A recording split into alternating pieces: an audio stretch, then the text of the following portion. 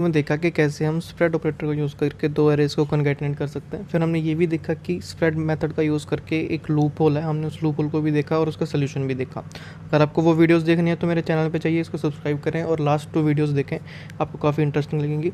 आज जो हम क्वेश्चन करने जा रहे हैं वो और भी इंटरेस्टिंग है। तो क्या है, मेरे पास क्या है कि एक जेसन ऑब्जेक्ट है जिसके अंदर ABCDE 5 वैल्यूज़ हैं।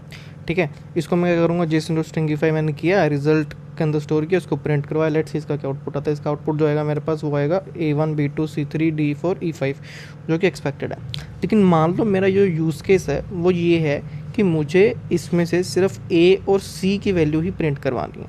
ठीक है, तो कई बार क्या होता है कि जब भी हमारे पास API से फ्रंट एंड पे जेसन का डेटा आता है तो वो कई बार बहुत ज़्यादा डेटा आता है और उसमें काफ़ी अननेसेसरी डेटा भी होता है। ठीक है, तो कभी हमारा यूज़ केस ऐसा हो सकता है कि हमें उसमें से कुछ कीज़ ही प्रिंट करवानी है या फिर कुछ कीज़ को ही स्टोर करवाना है। तो इसका क्या होगा, तो इसके अंदर जो हम कॉन्सेप्ट यूज़ करेंगे वो करेंगे हम रिप्लेसर एरे।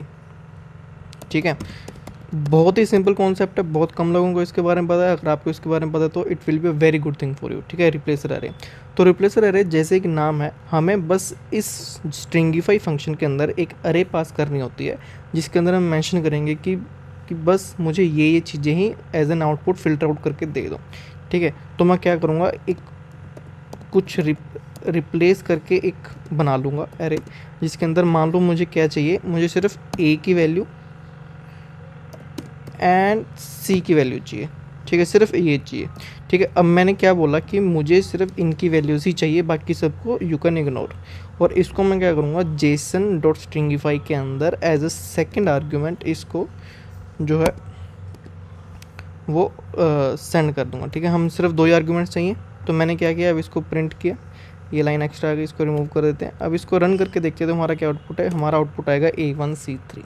ठीक है, तो ये कॉन्सेप्ट हमारा रिप्लेसर एरे। मैं आपको समराइज कर देता हूँ। मेरे पास एक जेसन ऑब्जेक्ट था जिसके अंदर 5 कीज़ थी, लेकिन मेरा यूज़ केस ये है कि मुझे इसमें सिर्फ 2 कीज़ को ही प्रिंट करवाना है। ठीक है, 2 कीज़ को प्रिंट करने का क्या मेथड है, हम रिप्लेसर एरे फंक्शनलिटी का यूज़ करेंगे जिसके अंदर क्या है, हम स्ट्रिंगिफाई मेथड के अंदर एक सेकंड आर्गूमेंट एक ऐसी अरे पास करेंगे जिसके अंदर वो कीज़ होंगी जो मुझे सिर्फ प्रिंट करवानी है या फिर जो मुझे फ़िल्टर आउट करनी है। वो करने के बाद मेरे पास जो आउटपुट आएगा वो सिर्फ और सिर्फ ये आएगा।